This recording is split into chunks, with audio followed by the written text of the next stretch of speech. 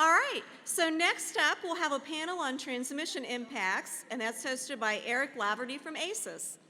Eric is the Director of Transmission Strategies, where he has extensive experience in transmission planning and is responsible for providing ACES members and customers with business and technical analysis around the physical transmission system.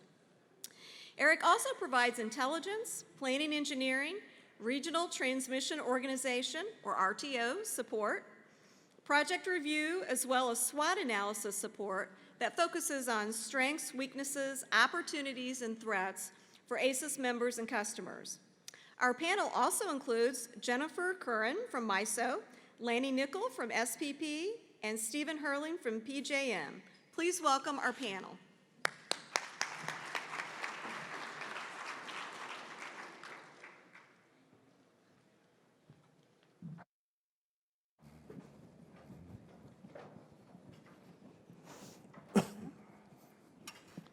This is my assigned seat. All right, thank you, Donna, and thank you all for That's right. sticking around through the end of the conference here, especially on a Friday as you get later on, the crowd starts to thin. But for those of you who stayed, we have a treat for you with this panel.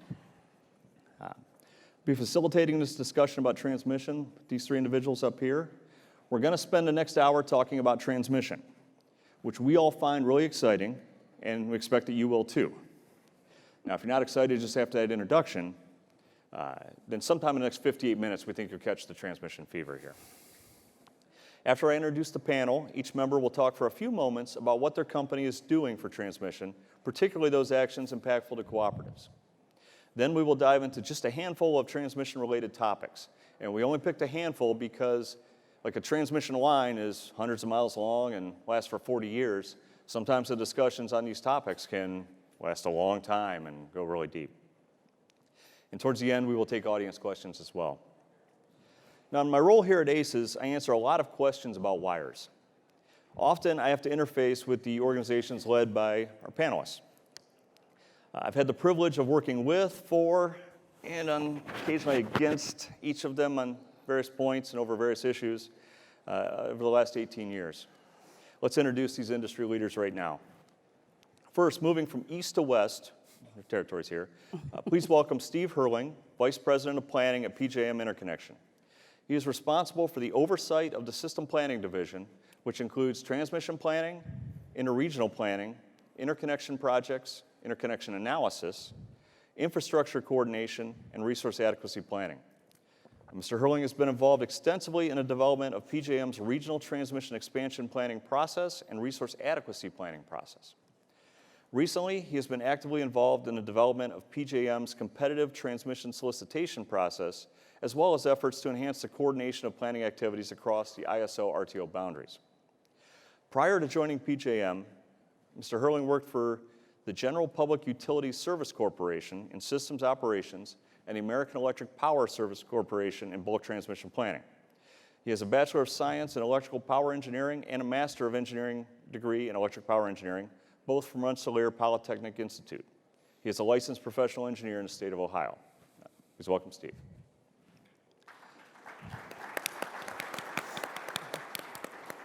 Next, in both the middle of the panel and middle of the country, please welcome Jennifer Curran, Vice President of System Planning and Chief Compliance Officer at MISO.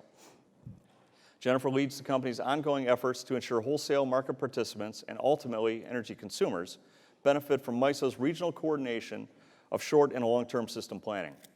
Her responsibilities in that area include oversight of generator interconnection, resource planning, transmission service, transmission cost allocation methodologies, energy policy analyses, and transmission planning for reliability, economics, and public policy needs.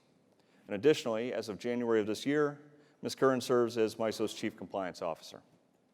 Since joining MISO in 2004, Ms. Curran has served in various strategic, business planning, and operational oversight roles. She was a leader in the 8-year effort to enhance reliability and increase regional generation efficiency through a region-wide transmission plan, which resulted in the approval of a regional transmission portfolio known as multi-value projects. Prior to joining MISO, Ms. Curran was manager of the power generation and supply strategy for the Mid-Atlantic and Mid-Continent regions at Reliant Resources. She holds a Bachelor of Science degree in Mechanical Engineering from Rice University and a Master of Business Administration from Duke University. Please welcome Jennifer Curran.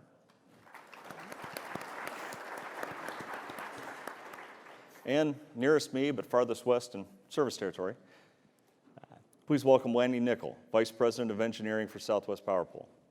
His primary responsibilities include development of SPP's regional transmission expansion plans and provision of generator interconnection, long-term transmission, and financial congestion hedging services to SPP's customers. Mr. Nickell has also served as Vice President of Operations and in various management and engineering roles since joining SPP in 1997. He received a Bachelor of Science degree in Electrical Engineering from the University of Tulsa and is a graduate of the Harvard Business School's Advanced Management Program. Lanny Nickell. I'd ask here that, starting with Steve, could you spend a few minutes, each of you, talking about what your organization is doing in the transmission space, and particularly as it pertains to cooperatives? Yeah, and I'll start. Obviously, the drivers around transmission have changed dramatically in the last handful of years, 10 years or so. It wasn't that long ago, we were planning around maybe 1.5% load growth every year, and things were fairly predictable. If you look now, we've had tremendous turnover in terms of the fuel mix in PJM. I think we've had about 32,000 megawatts of coal units retire or in the process of retiring, and more than that of new natural gas generation, and then a host of renewables. Customer behaviors have changed dramatically, and that includes all manner of customers, retail, commercial, industrial customers. That includes things like efficiency programs. Now we're starting to see storage. We've seen a lot of distributed energy resources. We have to do a significant amount of research on things like residential solar panel installations, just so we can have a better sense of what our load forecasts are actually looking like. And then the focus on things like aging infrastructure has changed dramatically in the last 10 years. That's a huge driver of our need for transmission work these days. The last one we can talk about later perhaps is resilience. This is not just a transmission issue. This covers all dimensions of probably all of our organizations, operations, things like fuel security, all the way through planning and IT infrastructure as well. So there's a lot going on, but it's like I said, it's really changed dramatically in the last 10 years. Okay, thank you. Jennifer, what's MISO doing? Sure, so I would say when it comes to regional planning in particular, I get one of two questions at events like this or in the hallway or when I'm meeting with customers. One question is, why aren't we building more regional transmission? And the other is, why are we even talking about building any more regional transmission? The folks that are in the, I would say, want to build category tend to fall into a couple of groups. Folks certainly that want to have the transmission investment, certainly are in favor of transmission. Those that are having probably the biggest changes in their portfolio, so the biggest changeover in terms of lots of resource retirements, maybe lots of renewables coming online, and are looking for more kind of efficient and holistic solutions. And then every now and then, my operators who are looking for all the tools they can get to help manage an increasingly variable fleet. Those who are in the don't build transmission camp, there's a few common themes, but a lot of different angles on that. Probably one of them is regional transmission sounds like code for multi-value projects, and multi-value projects sounds like code for $6 billion and everybody pays. And that's not true, but that's a challenge to get over, especially when you consider that we are, if we're not at the peak transmission rate associated with multi-value projects, we're pretty close. So there's a lot of concern about increase in rates. You have the same investment question, people who'd rather invest in generation than transmission and are competing for that share of the ratepayer dollar, tend to have a lot of questions about it. There's a lot of concern about cross-subsidization because people's choices about where their energy is going to come from is much more varied than it's ever been. So, if you want to do wind and I want to do solar and you want to do, demand response, how do you bring that all together? And the last thing goes a little bit, I think, to what Steve was talking about as well, is that I get a lot, well, we don't need transmission because we don't have any load growth. Well, so what does all of this mean for cooperatives? I don't actually know. My crystal ball is very, very murky right now. But there's a couple things that I do see and know. So the first thing is we're not planning for peak load. I agree with that. We're in a situation where we're looking at every hour of every day. In MISO, we've almost run out of generation, let's say 8 times in the past 18 months. None of those were on peak, seasonally, in the day, any of that. And certainly some of that's about generation, but some of that's about access to the generation that already exists and having the most access to it. Second, things are going to continue to change. So there was a period of time after the Clean Power Plan went away that folks said, oh, this portfolio shift is going to slow down. I can assure you, I've got plenty of retirement requests that I'm studying, and our interconnection queue is up to 100 gigawatts. 60% of that almost is solar.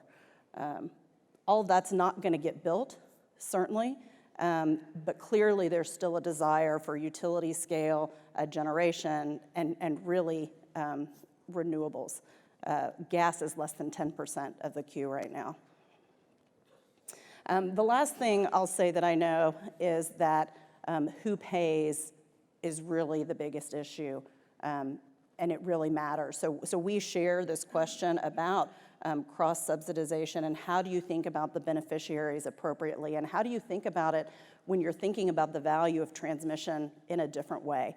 You're thinking about it in terms of giving you options to access more generation more of the time in the face of load that's also changing and becoming more unpredictable. So I'll leave it right there with some uncertainty, but look forward to more of the discussion. Thank you. I've gotten that question twice this week. When is MISO going to build more regional projects? Okay, Lanny, could you tell us what SPP is doing, please? All right. Well, good morning, and thank you very much, Eric, for extending the invitation for me to be here. I've enjoyed my time here. I found that the ACES staff has been very hospitable, and I appreciate that. We'll see just how hospitable the rest of you are after this panel concludes. But I do look forward to the discussion and hope to engage with as many of you as possible on this very important topic. Let me give you a little bit of context, a little bit of perspective about Southwest Power Pool. We are not the biggest RTO in the country. In fact, from a load perspective, we're one of the smaller ones. We have about 50,000 megawatts of load in our footprint. We are fairly geographically diverse, and we have about 60 to 65,000 miles of transmission facilities in our region. And we have about 65,000 megawatts of accredited capacity. So if you're paying attention and you're doing the math, you'll note that we are sufficiently long and have plenty of reserves. And so that's a blessing for us. Not only do we have sufficient reserves, but we're blessed by having a tremendous amount of diversity and very, very low-cost resources. And that makes SPP one of the lowest cost wholesale energy prices in the country. I would like to think that, in fact, I know that transmission expansion has played a large role in allowing SPP to provide some of the lowest wholesale energy prices in the country. Now, having said that, a lot of that is due to the fact that we've had a lot of wind, and that's a very low-cost energy source. We also offer an integrated marketplace, and that's allowed us to enable delivery of low-cost resources to all consumers in the footprint. Now, with respect to cooperatives and the footprint that cooperatives have within the SPP region, I mentioned 50,000 megawatts of load in our footprint. Cooperatives serve about 21% of that. So that's a fairly large amount of our load being served by cooperatives. Transmission lines, cooperatives own about 26% of the transmission facilities in our footprint. And then they also own about 16% of our generating resources. So cooperatives play a large role in SPP, and then it's not through just the provision of assets and the serving of load, but it's also through your contributions that you make in our very member-driven culture. We appreciate the fact that you guys are active in SPP, and without your active participation in the development of our policies and in the debate around our transmission planning efforts, which we hear some of the same questions, why are you building this much and why aren't you building more? But without your involvement in that, we wouldn't be as successful as we've been so far and as we will continue to be in the future. With respect to transmission planning, I'm going to make one prediction, and you can take it to the bank. The future is going to be different. No matter what we do from a planning perspective, as soon as we finish a study, we find that the assumptions that we included and the predictions that we made about 10 years into the future change. It's almost ironic that a lot of our models are referred to as business as usual models. There's no such thing as business as usual. It's changing and it's going to continue to change. And so you might ask, well, Lanny, why do you enjoy doing transmission planning, a job in which you are wrong every time you open your mouth? Why do you enjoy that so much? And I've asked myself that question a number of times. In fact, I'm asking it right now. But I'll tell you, one of the things that we found, and we did a study most recently about 2 years ago, that actually evaluated the value of transmission using real-time production models from the integrated marketplace that we facilitate. And what we found is that the value of transmission using those real-time results provides $3.50 of benefits for every dollar invested. That is significantly more benefit than what we anticipated when we did our planning studies. So we tend to underestimate, which makes me feel a lot better. I would rather underestimate the benefits of transmission than overestimate. And so I'll just leave you with that. Happy to provide more details about how we do transmission planning and the outlook for cooperatives as we go. But we need to do a really good job selling the value of transmission to our customers, and we hope that you will partner with us and sell that value to your customers. Okay, thank you. So I'm going to dive into the topics we talked about here. And the first one, which has been in our mind, all day yesterday and in our mind for the foreseeable future, and that's the fleet change we're seeing. Over the last decade, as you've all alluded to, we've seen retirements of traditional generators and a rapid increase in renewable and gas generation. So what challenges has this change produced specifically to the transmission side and how you plan, what kind of projects get built, who pays, and I want answers from all three of you, because it's interesting as you move the different perspectives you get. But I think for this one, we start with Steve. Sure. If you looked at a map of the generation that's retired in PJM, it's pretty much spread out everywhere. But there has been, the way I like to describe it is there's been a little bit of a shift in the center of gravity of our generation fleet. The bulk of the retirements are slightly west of the bulk of the replacements. So we have seen a big number of retirements. I said about 32,000 megawatts, but a big chunk of that has been in the Midwest. A lot of the replacement has been natural gas, and a lot of that is in the shale gas fields in Pennsylvania, West Virginia, other parts of the eastern bit of PJM. And we have seen some fairly significant concentrations of retirements. Lake Erie, for example, after the MATS rules came out, we saw a huge number of retirements. So the process in PJM, unfortunately, we have essentially a 90-day retirement process. Generators typically give us more notice than that, but it may be 6 months, it might be 18 months. Rarely do we get anything more than 18 months. So the biggest challenge for transmission planning has been kind of the race to find upgrades that can be made to maintain the reliability of the grid in light of those retirements. It doesn't give us a lot of opportunity to look for synergies. You know, if you think about where we're going right now with, you know, all the renewables and the state public policies, the issues around aging infrastructure, you think, gee, we should be looking at all of these taken together and look for the best long-term solution. If you've got thousands and thousands of megawatts announcing retirement in months, maybe in a year, you don't have a lot of time to look for those synergies. And we've done fairly well finding upgrades to existing infrastructure that can maintain reliability. That's getting the job done, but it may not be the best long-term solution to all the other needs that are out there. Okay. Jennifer, what's MISO facing on that? Yeah, so maybe the history is a little different than the future too for us, although I like your center of gravity example, because that's one thing I would note, right? So the switch in MISO, and I'll say mostly MISO Classic, over the past, decade or so has been from predominantly coal generation, some old gas, to lots of wind. And while we have wind kind of everywhere in the Midwest, it definitely has a preference for kind of the West, Minnesota, Iowa, Dakotas, that kind of thing.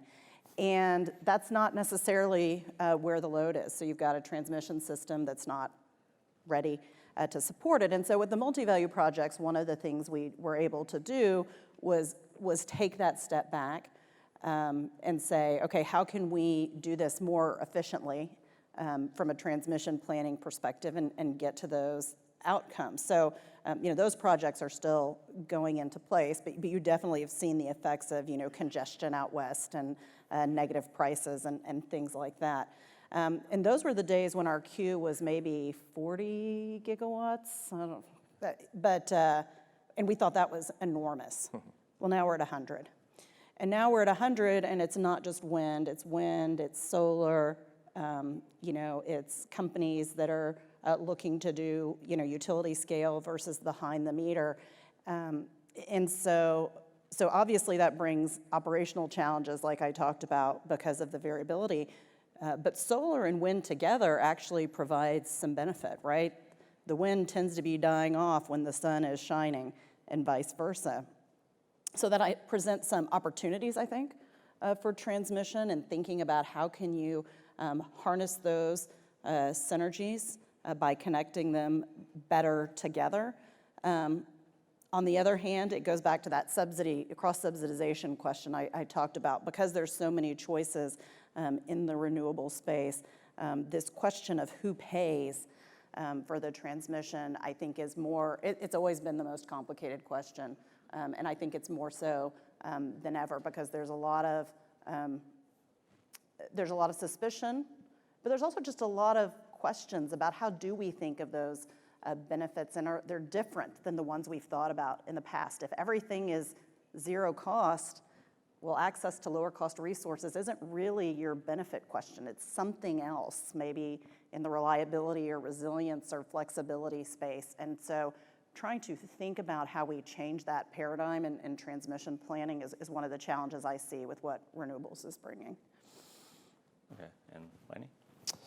So as I listen to Jennifer talking about the challenge of cost allocation and who pays, I'm reminded that, and in fact, several of my staff have told me this, the transmission planning part is easy. Despite the challenges associated with predicting the future, that's actually the easy part of facilitating transmission expansion. The who pays question is the more difficult part of that.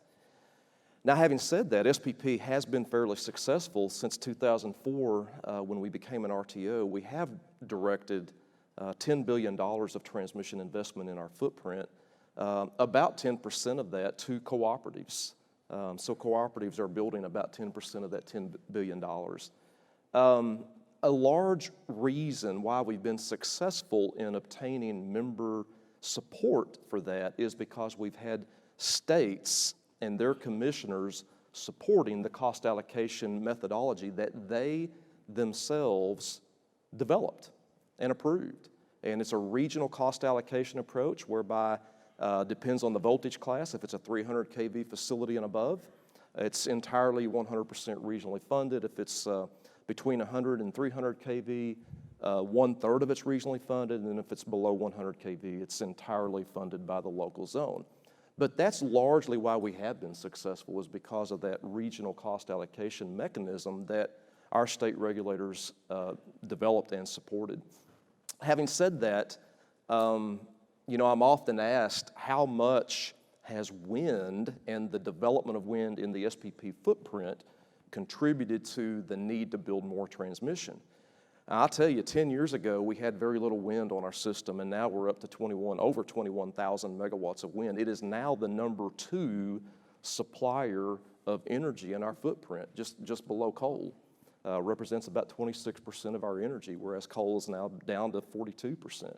So tremendous growth in wind, and we're not done. We have over 100 gig of new generator interconnection requests in our queue, and about 67,000 of that is wind. About 31,000 of that is solar, so a tremendous amount of renewables. We have another 6,000 that's battery storage, and so we're not done. We're going to continue to face the challenge and the opportunity of providing that low-cost energy to consumers all across the footprint. But when people ask that question, how much of that $10 billion is due to the wind that's located in your footprint, that's like asking the question, how much of the flavor of a cake is due to the sugar in it? That cake is produced by multiple ingredients. You mix them together, you put it in the oven, you bake it, and out comes this delicious food item. And so it's challenging to try to do that. But best I can tell, using good engineering judgment, which I may not have, but using the best engineering judgment I do have, we think about 40% of the $10 billion of investment that we've directed is primarily due to the wind that's located on our system. That's a fairly large chunk. Now we've had some coal retirements and gas retirements, not a lot, but we're projecting even more. I think we've had about 6,000 megawatts to date. We're projecting anywhere from 8,000 to 11,000 megawatts 10 years from now. Again, that's fossil fuel, it's not just coal. But to date, really probably less than 20% of our investment is due to retirements of fossil fuel generation. And the rest of that is due to load growth. Now you might say, well, how in the world can you be predicting load growth in today's environment? What we've seen is a tremendous amount of load growth due to gas exploration and shale play. The Permian Basin and the Balkans are in our footprint, and they've driven a lot of investment. And we're continuing to see a lot of interest, particularly lately, from large C&I customers, the Googles, the Facebooks. They want to build data centers, and they want to build them in regions where there's clean energy and low-cost energy, and SPP has an abundance of that. And so we are continuing to see load growth. In fact, last year, our energy production, our energy usage in our footprint grew 6% compared to the year prior. So we're continuing to see load growth, and I would estimate about 40% of our investment has been due to load growth. Okay. You've all touched on this just a little bit here. You talked about the energy use going up. When I first learned to plan, we worried about 1 hour a year. We built a system out for that peak hour, and if we could handle the peak hour from a reliability standpoint, then we knew our operators had enough wire out there to handle any other hour out of the year. But I think what I'm hearing is that's no longer a fair assumption. Is that true? Is the objective function changing of transmission planning these days? So you want me to go first? Anyway, yeah, sure. Yeah. West to east? Try to switch it up a Yeah, little There you bit. Change the order up a little bit. You know, it is changing. I think it needs to change more. Okay. We have traditionally done you know, the typical summer peak, winter peak, minimum load models. We are doing 8760 models for production cost purposes as well. But relying on the results of a 1 hour per year peak that expects a traditional load shape, where you peak it, you know, in the summertime at 5 o'clock, maybe 6 o'clock in the afternoon. And in the winter, you peak in the morning. And I just think continuing to rely upon that's going to become more and more problematic as consumers become prosumers. And as consumers get smarter and have the ability through technology to manage their usage more than they do today. I don't know how you predict what that looks like. EVs being plugged in and charging at 2 o'clock in the morning.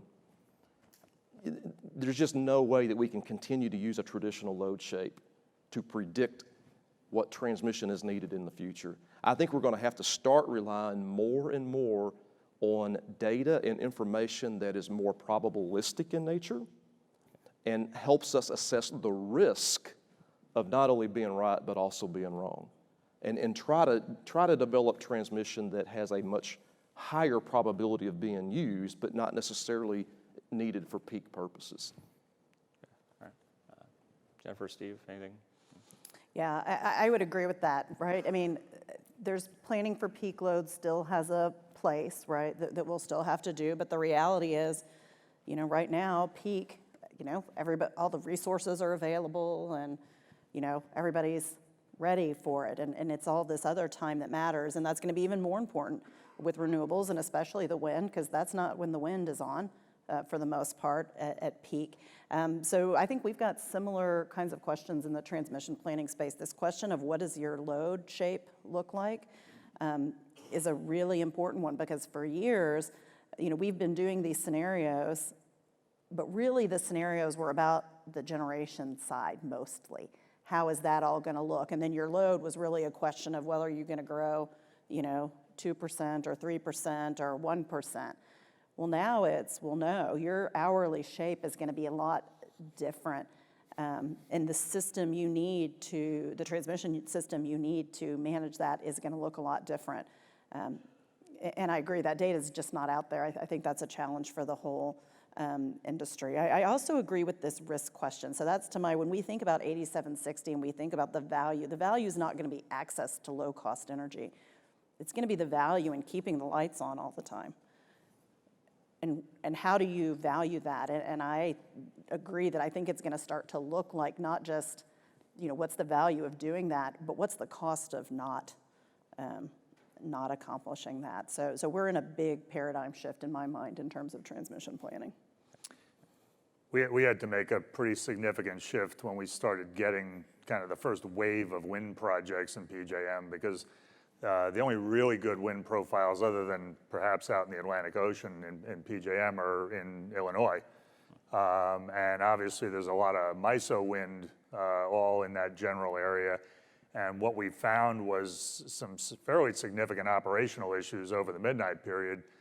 And the traditional light load analyses, the midnight analyses that we were doing, really were not sufficient. So we expanded our planning analyses to kind of go after some of those problems, and it's made a big difference in terms of the kinds of transmission projects that we're looking at. I think where we're headed now, though, is with storage. We're getting proposals both for reliability and for market efficiency, you know, people proposing storage-based solutions. So in addition to doing production cost simulations, we're having to look at kind of a whole range of hours during the peak period to figure out not only how many megawatts do you need to solve the problem at the peak, but how many megawatt hours do you need over the whole afternoon in order to manage these problems. If you look at where storage could go down the road, you could have significant amounts of charging over the midnight period, which will significantly increase our overnight loads.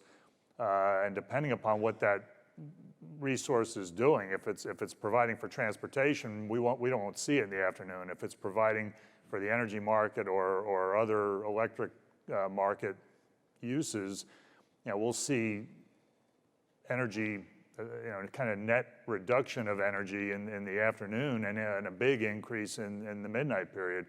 So it's going to, I think, lead us to a lot more analysis of different periods of the day and just different approaches to that analysis altogether.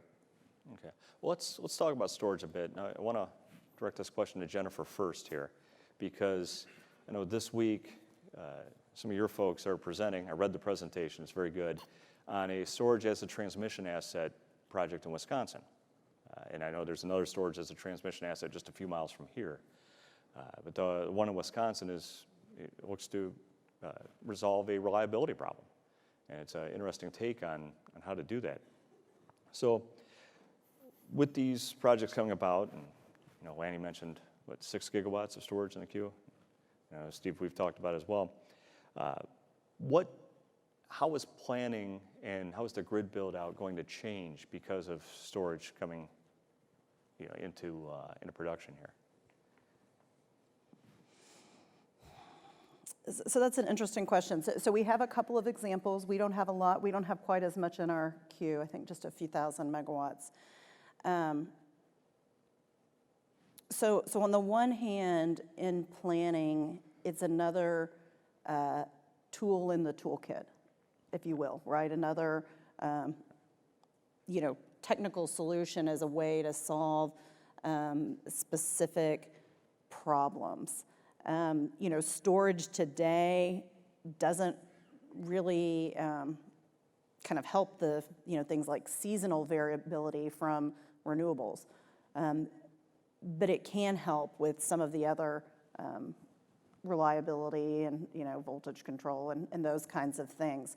The biggest challenge we actually see with storage is not the technical challenge, it's the nature of the resource. So as an RTO, we have responsibility for transmission planning, but not for resource planning, where that would be, generation, basically. Well, storage is both. And so in the planning context, it actually, the issues aren't the technical issues and opportunities, it's the question of, it's always about money, right? It's who gets to build it. And what can MISO as an RTO recommend, right? So now you've got a transmission asset that, maybe could also be a generation asset, that maybe a generator could also build, or generation-owning company. And how do you work through all that, and what does that mean for the paradigm of, rates and what the cost of these devices are, and all of those kinds of things. Those are really the challenges that we're seeing in MISO. The technical challenges, kind of like the planning, are actually, we have to have new modeling techniques. We have to think about some things differently, but that all feels workable. The big challenge is, what does that mean when suddenly your asset is both generation and transmission? Right. And that's a big question that this industry hasn't even started to answer. Yeah. Well, Lanny, with 6 gigawatts in the queue, this is front and center for you now, isn't it? Well, it's quickly becoming front and center for us, so we're going to have to figure it out pretty quick. Right. Even before we saw that amount of storage being requested in the generator interconnection queue, the transmission planning study that we're about to complete this October, when we asked for our planning participants to provide their proposed solutions, we actually got 4 storage devices as a proposed solution. So we're already having to deal with it, and it's from a technical perspective, I agree with Jennifer. It's a little bit challenging just because it's a new device that we haven't really had to deal with and haven't really had to understand. And so we're trying to figure out how to represent that well in our models so that we can appropriately, as best we can, capture the value that it can provide. Currently in our tariff, we don't treat storage as transmission facilities. They're only allowed to be treated as resources in the market. So we have that limitation as well. But I think we're going to see more and more of it. And the challenge that I think it's going to present, I think Steve alluded to this earlier, is just trying to figure out what it's going to look like. When's it going to show up? Is it going to show up as charging, or is it going to show up as being a resource? So we model it both ways, both as a load and both as a resource in our models. But trying to predict what it's going to look like on peak, how much it's going to change the peak. I do believe that we're going to start seeing flatter and flatter load shapes, not the traditional peak shapes. How it changes all of that is still a huge uncertainty, and it's something we need to get our arms around, because it's coming. And with the tax incentives to co-locate, I do believe we'll see a lot of that co-located at solar sites. I wish we had an ability to encourage more co-location at wind sites. And we may see some of that as well, but I think right now most of that's going to be co-located at solar sites. Yeah. So, PJ, Yeah, if you look at storage, from a transmission perspective, we have had a number of proposals for market efficiency solutions. We've had a handful for reliability solutions. The big challenge when you compare a storage solution to a traditional transmission solution, we always look at performance, we look at cost issues, and we look at what we call constructability, all the things that factor into the ability to site a project and actually get it built. If you think about performance, the analysis is something we're figuring out. From a reliability perspective, it's primarily about how many megawatts do you need, how many megawatt hours do you need, over what period of time are you going to be able to recharge the asset so that it's available the next day, that sort of thing. From a market efficiency perspective, it's a little trickier just from a modeling perspective. The real challenge, and we're still working through this, is figuring out how you come up with an apples-to-apples cost comparison. Obviously, the life of a transmission asset is fairly lengthy. We have to anticipate what the actual life of a storage asset will be, what's the degradation look like, so therefore, what are the costs going to be over time to maintain the megawatt hours that you need to get in order to solve the problem. And then the thing that we're concerned about, if you only put in one storage solution, it'd be a piece of cake. If you have a reliability constraint on the system and you put in storage to manage it, that should be fairly straightforward. My concern is when you get dozens and dozens of these things, what operational algorithms are we going to need to optimize the control of all of these devices? Because it's not like just having a transmission grid there with a series of impedances that you can model. It's much more dynamic, and it's going to be, it's not insurmountable, but it's going to be challenging. do you think, and whichever of you wants to jump in on this one, but do you think NERC's going to have to relook at some of the planning criteria when it comes to storage? Because as I read through the presentation that MISO has out there, and it's resolving, I think it's a double contingency problem. So there seems to be an assumption in there that at least one of those two lines will be brought back into service before the battery runs out, which quite likely is a safe assumption, but again, as you put a number of them across the system, we'll have to review either how the criteria is written or how we prove compliance with the criteria. I'll just say, yeah, I think there's going to be a lot of conversation around these issues at NERC. Certainly guidance, and eventually there may need to be some clarification to how you model certain types of contingencies when storage is part of the solution. Yeah, and I haven't thought about it for storage specifically, but I agree. I ask myself a lot whether our kind of traditional, kind of N-1 approach to transmission planning, does that actually make sense and reduce risk in the way we think it's going to with the system we have in front of us? So, we see, and of course storage is going to make that even more complicated, but we already see, right, aging infrastructure and other things having impacts that maybe there's a lot more risk on the system than people actually think under the existing NERC criteria. So I don't have an answer, but it's one of the questions that's been floating around in my mind for a while. So Jennifer ended up with a kind of a statement about risk, and it just kind of goes back to my earlier statement about I think we're going to have to do more risk-based planning. And I'd like to see NERC embrace that and incorporate that kind of philosophy into the transmission planning efforts. I don't know that it's just batteries that would drive the need to do that. I think that's probably a bit unfair to just say, well, it's because of batteries that now we got to expand how we do transmission planning. Today, we already look at multiple contingencies. We do look at more than N-1. We look at, loss of a line with loss of a generator. And I just think, the battery becomes a generator in some of those scenarios. And in some cases, it's increased load. So I don't know. I haven't really thought about that question. It's a great question that you blindsided us with there, Eric. But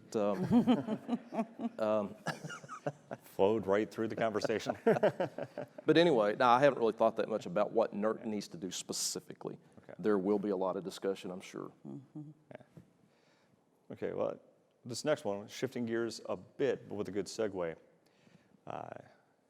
Resilience has been a hot topic for a couple of years now, and it seems to have repackaged itself as essential reliability services.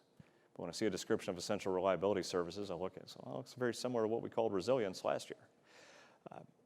And so, Lanny, if you could start here, how do you account for resilience in your transmission plans and the build-out? Well, so I'll first begin by just remarking on resilience itself as a topic. It's a topic that's created a lot of buzz in the industry, and I think resilience covers two different aspects. One is about preparing for the event and making sure that the system is robust enough to be able to handle a large event, however you define that. The second part of that's recovery. Once it's occurred, can you recover quickly? From a transmission planning perspective, or from a planning perspective in general, because I think planning involves more than just transmission. You also have to plan resources. SPP, we do resource adequacy analyses. We do loss of load evaluations, or loss of load expectation evaluations. And to me, a lot of how we do that deals with resiliency in terms of planning for it on the front end. We consider any number of different contingencies, possibilities, probable generation dispatches in our resource adequacy assessments. And yet what we've seen through those is that we've actually been able to reduce our resource adequacy requirement across the region from 13.6% of reserve margin down to 12%, largely because of the transmission infrastructure that had been put in place. From a transmission planning perspective, we already do more than just single contingency, and we help our members plan, develop mitigation plans for recovery from extreme events and long lead time events as well. So I think we're already doing, and I'm sure the other RTOs can say the same thing. I think we're already doing a pretty good job in terms of the planning for and mitigation through adequate infrastructure of those kinds of events. Okay, thank you. Steve? Just purely from a transmission planning perspective, because it does hit far more than that. What we've been doing, we've developed some analytical capabilities to try to evaluate kind of a criticality index, if you will, for assets. If you start losing assets through kind of a different threat matrix than what we've dealt with historically, what's the likelihood of losing load? What's the likelihood of cascading loss of load? And how long would it possibly take to recover that load? Obviously, big substations are going to be your most critical targets and also have the highest potential for loss. As we are developing those kind of criticality scores, we're trying to figure out ways to, number one, ensure that as we plan the grid moving forward, that we don't make things worse. Okay, if we need an upgrade, if we need a line to deliver massive amounts of wind from MISO, we don't want to bring it into our most critical substation. We got to figure out how to not make the situation worse than it already is. And then we need to look for opportunities to decriticalize the grid. When you have another need and you're going to have to build something anyway, why not look for synergies so that you can reduce the criticality of key assets? So we're kind of developing all of those tools and approaches as we speak, and it'll take some time. Yeah, so I would say, with respect to the resilience buzzword, RTOs have some inherent resilience, right? Having some geographic diversity, having the market tools in addition to the reliability tools, having the regional planning.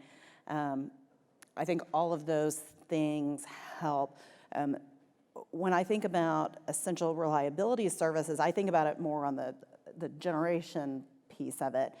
And I think there are some real questions about whether our traditional ways of kind of evaluating our risk and evaluating, the risk of resources being available, that those ways may not be sufficient anymore, right? So we're having the preliminary bits of a conversation around things like, well, we do a loss of load expectation calculation. Is that even the right measure to assess the risk on the resource planning side? On the transmission planning side specifically, so we do a lot of work, some of which in accordance with the NERC standards shows up in our plans. We also do a lot of extreme event analysis that includes everything, from, different, transmission outages, but also pipeline outages and that kind of thing. And I think in the past, that's been a little bit of a, just an exercise. Here's something that we do, and everybody says, okay, we this is what we did, and, here's some interesting things. Sometimes people think resilience is code for gold plating the transmission system. And my observation looking at our extreme event analysis is that there's a lot of room probably between current NERC requirements and gold plating that could help potentially with resilience. And for me and for MISO, the first step is just making sure people are aware of, where those risk points are, so that they can begin to make more informed decisions about, what is their risk and what is the potential lack of resilience, or where does that exist, and then so you can make more decisions about doing that investment. So I think we'll see more of that in the industry generally, right, as these, what we had 3 500-year weather events in 1 year. Right, so as you have more of these extreme events, now people kind of say, oh, well, maybe that's not something that'll never happen. Now, how do you determine the probability, right? I mean, if any of us could do that, we probably wouldn't be here, but. If I could just add, if we are going to start doing something that's more comprehensive than what we currently do, that would require even more transmission infrastructure to meet resiliency. Again, that's if we define resiliency more comprehensively than we've already done today in our transmission plan. We're going to have to do a really good job of valuing that transmission needed to provide that improved resilience. Yeah, that brings us back to how do you think about what's the cost or the risk of not doing something, and it's not something we do very well as an industry today. You made me think of another NERC type question, but I'll let that one go. All right. We're also seeing billions spent on aging infrastructure type projects. Now, some of these seem to be a kind of a catch-up from the 90s when a lot of utilities were rate capped and there just wasn't a lot of investment in the transmission system. And a lot of creative ways to avoid transmission investment at the time. And that seems to have run its course and we're catching up there. But do you see this abating over the next few years, or is this going to continue? I know, like Steve, you got the supplemental projects. Yeah. You got the other projects. I think the thing you have to remember is that in the 90s, these assets were 20 years younger. Right. We're just seeing a lot of assets that are approaching, the end of their useful life, or forget about use. We get a lot of flack about the word useful because it tends to point toward a financial concept as opposed to the physical viability of the assets. The challenge is as these assets get older and are reaching a point where they could fail, is you have to be looking at what's the best way to manage that decision.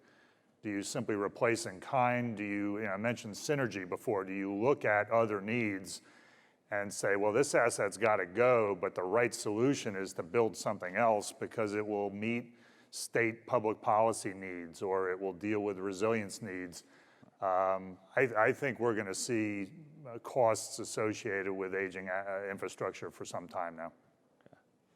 Yeah, so I'm in the same boat, right? In my murky crystal ball, I think we're going to see transmission cost one way or the other between aging infrastructure and the expectation that we'll still have, back to the renewables question, utility scale renewables located in places where there may not be a lot of existing infrastructure. So transmission costs are going to be there. I think the question in my mind, to take it back to regional planning, you're going to pay one way or the other. So there's a trade-off that, we're going to have to, come to agreement on one way or the other, which is spend a lot on little things over time, or maybe make a few bigger investments up front to spare us some investment down the line, kind of your same trade-off question. And that's the big debate in my mind right now. Okay. Does this hit SPP yet, Joe? Yeah, in SPP, a lot of transmission was built back in the 70s and 80s. And so a lot of that transmission is approaching the 40-year life that a lot of people define as being useful. Now, having said that, I know of one line in our footprint that's 100 years old. So they can last, and they do last. But from a 40-year life perspective, there's a lot of facilities in our footprint that are approaching the end of that. Just over the last 7 years, we've seen our transmission owners within SPP invest about $2 billion in just refurbishing their existing, what we call legacy facilities. So that represents, almost $300 million a year. We expect that number to actually increase, again, just based on what we've seen and based on our awareness of the fact that a lot of those facilities are reaching the end of their useful life. Okay. All right, well, with our time almost up, I think we have time for one or two audience questions. If you have one, I know we have mic runners. If you could raise your hand or stand. None? We'll have to count on the mic runners because we can't see the audience with these bright Yeah, we lights. can't see a thing. I see one here.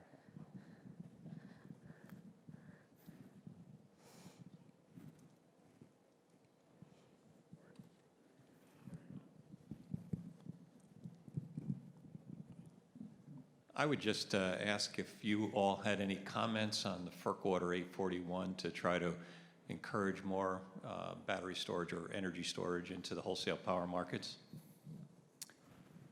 I'll jump in. We have a very significant effort within PJM. Obviously, the storage can participate in a range of energy markets. It can participate as a transmission asset. We're primarily trying to ensure that we can accommodate proposals in any of those areas and figure out what rules need to be in place. If something's a transmission asset, there are going to have to be some rules around what they can do, either coincidentally in markets or purposefully in markets, and the coordination of all that so that the asset's available for its intended purpose. That's just all got to be figured out and memorialized. But we're anticipating a significant development of storage as we move forward, and we're working at getting the right procedures in place to make sure that's able to happen. Yeah, I guess I don't have much to add versus what I said. I mean, we are also working to meet it. I remain concerned that the practicalities of kind of rate implications and the like associated with this device that could be generation and storage, and that it's going to be a lot more complicated than it seems right now. So coming up with a market product or coming up with an ability to model it, or process it in your queue is one thing. All these other issues associated with money or something else all together, and I think there's still a lot of work to be done. Yeah, the only thing I would add is that Order 841 certainly did serve as a catalyst, and that, and of course, the production tax credits associated with co-locating with solar served as a catalyst that I think is causing us to see what we're seeing. Okay. All right. Well, we've hit our time here. And I'd like to thank panel for coming and discussing these issues with us. And I'd also like to thank all of you for letting me, in my role at ACES, work on some of these rather complicated and rather fun problems with all of you. So with that, thank you, and thank you.